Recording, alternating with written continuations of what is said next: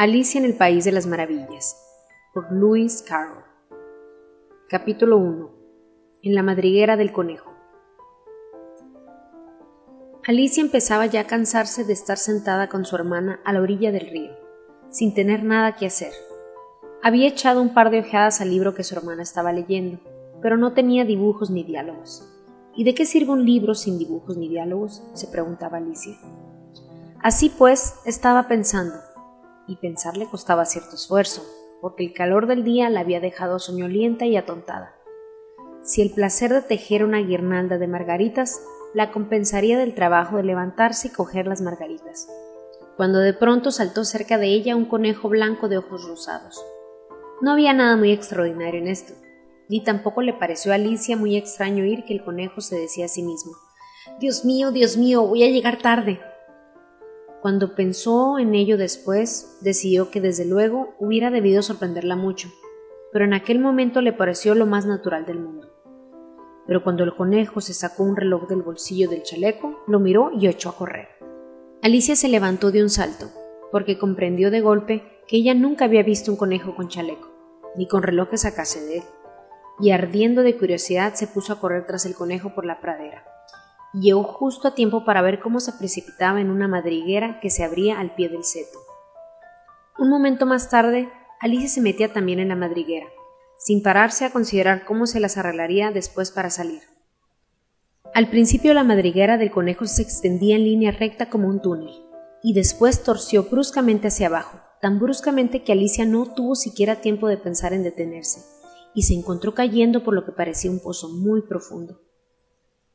El pozo era en verdad profundo o ella caía muy despacio, porque Alicia, mientras descendía, tuvo tiempo sobrado para mirar a su alrededor y para preguntarse qué iba a suceder después. Primero, intentó mirar hacia abajo y ver a dónde iría a parar, pero estaba todo demasiado oscuro para distinguir nada. Después miró hacia las paredes del pozo y observó que estaban cubiertas de armarios y estantes para libros. Aquí y allá vio mapas y cuadros, colgados de clavos. Cogió a su paso un jarro de los estantes, llevaba una etiqueta que decía mermelada de naranja, pero vio con desencanto que estaba vacío. No le pareció bien tirarlo al fondo, por miedo a matar a alguien que anduviera por abajo, y se las arregló para dejarlo en otro de los estantes mientras seguía descendiendo. Vaya, pensó Alicia, después de una caída como esta, rodar por las escaleras me parecerá algo sin importancia. Qué valiente me encontrarán todos. Ni siquiera lloraría, aunque me cayera del tejado. Y era verdad. Abajo, abajo, abajo, ¿no acabaría nunca de caer? Me gustaría saber cuántas millas he descendido ya, dijo en voz alta. Tengo que estar bastante cerca del centro de la Tierra. Veamos, creo que está a 4.000 millas de profundidad. Como veis, Alicia había aprendido algunas cosas de estas en las clases de la escuela. Y aunque no era un momento muy oportuno para presumir de sus conocimientos, ya que no había nadie allí que pudiera escucharla, le pareció que repetirlo le serviría de repaso. Sí, esta debe de ser la distancia, pero me pregunto a qué latitud o longitud habré llegado. Alicia no tenía la menor idea de lo que era la latitud, ni tampoco la longitud, pero le pareció bien de decir unas palabras tan bonitas e impresionantes. Enseguida volvió a empezar. A lo mejor caigo a través de toda la tierra. Qué divertido sería salir donde vive esa gente que anda cabeza abajo. Los antipáticos, creo. Ahora Alicia se alegró de que no hubiera nadie escuchando, porque esta palabra no le sonaba del todo bien. Pero entonces tendré que preguntarles el nombre del país. Por favor, señor, ¿estamos en Nueva Zelanda o en Australia? Y mientras decía estas palabras, ensayó una reverencia. Reverencias mientras caía por el aire. ¿Creéis que esto es posible? ¿Y qué criaja tan ignorante voy a parecerle? No, será mejor no preguntar nada, ya lo veré escrito en alguna parte. Abajo, abajo, abajo. No había otra cosa que hacer y Alicia empezó enseguida a hablar otra vez. Temo que Dina me echaría mucho de menos esta noche. Dina era la gata. Espero que se acuerde de su platito de leche a la hora del té. Dina, guapa, me gustaría tenerte conmigo aquí abajo. En el aire no hay ratones, claro, pero podrías cazar algunos murciélagos. Y se parecen mucho a los ratones, ¿sabes? Pero me pregunto, ¿comerán murciélagos los gatos? Al llegar a este punto, Alicia empezó a sentirse medio dormida y siguió diciéndose como en sueños. ¿Comen murciélagos los gatos? ¿Comen murciélagos los gatos? ¿Y a veces comen gatos los murciélagos? Porque, como no sabía contestar a ninguna de las dos preguntas, no importaba mucho cuál de las dos se formulara.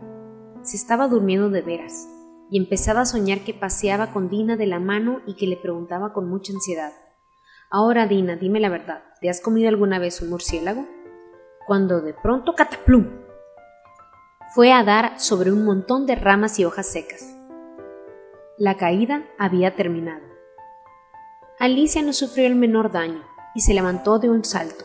Miró hacia arriba, pero todo estaba oscuro. Ante ella se abría otro largo pasadizo y alcanzó a ver en él el conejo blanco, que se alejaba a toda prisa. No había momento que perder, y Alicia, sin vacilar, echó a correr como el viento, y justo a tiempo para oírle decir, mientras doblaba un recodo: «Válgame mis orejas y bigotes, qué tarde se me está haciendo». Iba casi pisándole los talones, pero cuando dobló a su vez el recodo no vio al conejo por ninguna parte. Se encontró en un vestíbulo amplio y bajo, iluminado por una hilera de lámparas que colgaban del techo.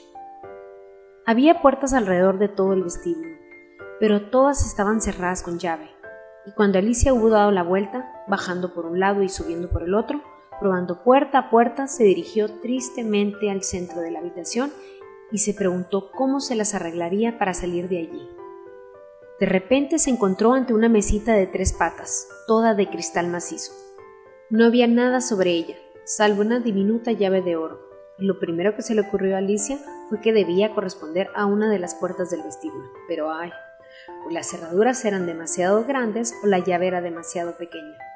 Lo cierto es que no pudo abrir ninguna puerta. Sin embargo, al dar la vuelta por la segunda vez, descubrió una cortinita que no había visto antes, y detrás había una puertecita de unos 2 palmos de altura. Probó la llave de oro en la cerradura y vio con alegría que ajustaba bien. Alicia abrió la puerta y se encontró con que daba a un estrecho pasadizo, no más ancho que una ratonera. Se arrodilló y al otro lado del pasadizo vio el jardín más maravilloso que podías imaginar. Qué ganas tenía de salir de aquella oscura sala y de pasear entre aquellos macizos de flores multicolores y aquellas frescas fuentes. Pero ni siquiera podía pasar la cabeza por la abertura. Y aunque pudiera pasar la cabeza, pensó la pobre Alicia, de poco iba a servirme si los hombros. ¿Cómo me gustaría poderme encoger como un telescopio? Creo que podría hacerlo, solo con saber por dónde empezar.